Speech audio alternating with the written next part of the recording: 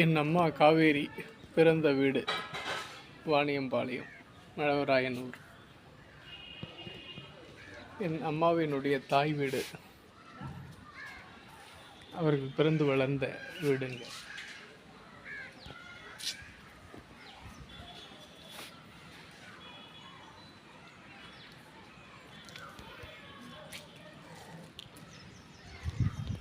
நான் சின்ன வயசில் இங்கே வந்து தங்கியிருக்கேன்.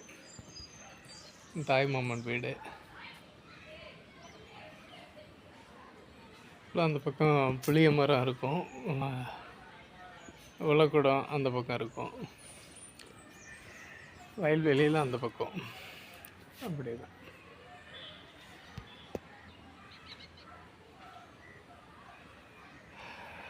அப்பா 26/1/2025 அன்று இயற்கை எய்தினார்கள்.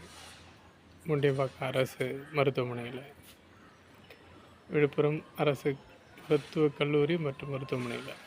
அம்மா நேற்று இரவு இங்கே வந்து தங்கிட்டு காலையில் வந்தாங்க. மாமாவுடைய நிலை கவலைக்கிடமாக இருக்குது.